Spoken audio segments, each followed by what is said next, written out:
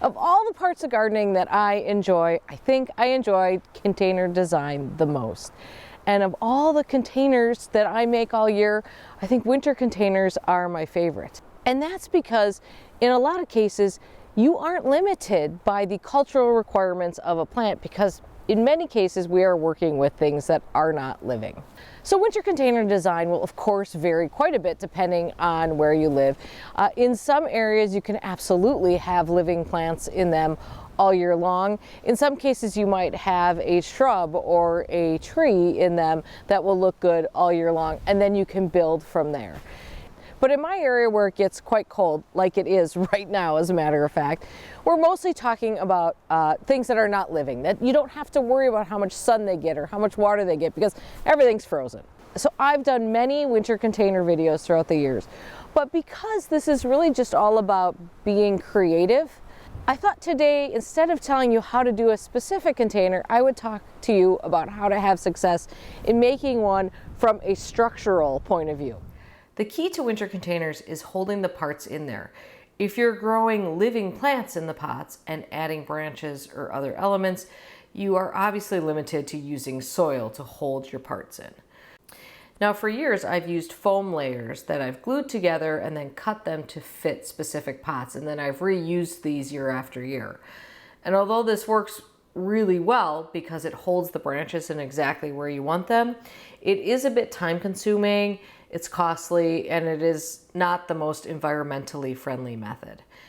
You can also use something like chicken wire sort of jammed around the edges of a pot to help support branches, but probably the easiest method is to go straight into the soil. Now this works better in areas where the soil will freeze up a bit, and that really locks the material in place, but you can use this method in places where the soil won't freeze as well. If you live in a cold area like I do, you may have the issue of the soil in your pots freezing before you get around to working on your containers. So it helps a lot to plan a little. So this year I dug out the top 8 or so inches of soil in the containers that I'll be doing winter displays in, and I saved it in reused soil bags and just put it in the garage. This way I put the thawed soil in the container when I'm making it, which allows me to easily put the branches in. If you miss that window, you can loosen up soil with hot water. It's messy, but it works.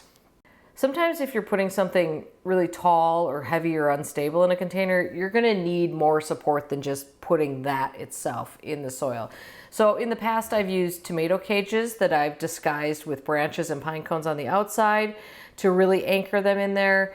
A very long piece of rebar or a T-post driven deep into a tall container can help hold up something like a Christmas tree top that you're going to then lash onto that. When I want a very tight cluster of branches in a container, I will zip tie all those branches onto a piece of bamboo.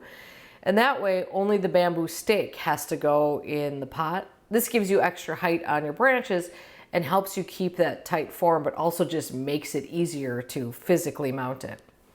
For this big container by my front door, I knew we'd need something really sturdy to hold this 8 or 9 foot branch. So before the soil in the container froze, I put an 18-inch long pipe vent with a cap on it into the container, dug the soil away and placed that in there. Then I backfilled that whole thing with soil. That would have been enough to hold this in place, but by the time I made the container, the soil had actually frozen around it, so that tube was not going anywhere.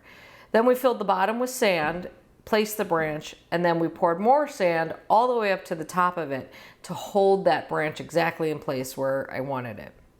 You'll note that the branch went in with the lights and the ornaments already on it. I do as much of my container work as I can somewhere warm before assembling the container because it's just so much easier. In this case, I used wire to really wrap those ornaments on that branch so they are not going anywhere. After that, it's a matter of placing the rest of the pieces. For this container, that was mostly curly willow, some of which I sort of wrapped around the big branch to sort of blend it all together. And then I just fill in with greens. When I'm using lights, and I almost always do, I always try to hide the plugs underneath the green so you don't have to see that. One of my favorite tricks is to stick a jumbled up string of lights in the center or the back of a pot where you can't see the lights themselves, but it provides this inner glow at night that looks so good. This is a great use for strings of lights that are missing a few bulbs or you just don't use for some other reason. The lights are really important to me because that's really when I see the containers the most, because I'm home in winter mostly when it's dark out. Sometimes you have to get a little creative to keep the materials in place. So for instance, I have big pine cones that I reuse from year to year, and a couple years ago I drilled smaller holes in them and then hot glued skewers into those so that I'd be able to stick the skewer into the container and hold that pine cone exactly in the place where I wanted it.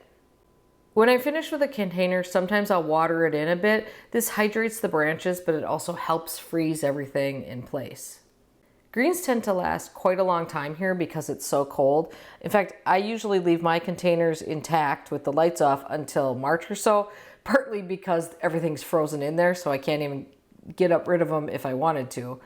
But you can extend the life of greens if you need to by spraying them with an anti-desiccant like Wilt Stop or one of those.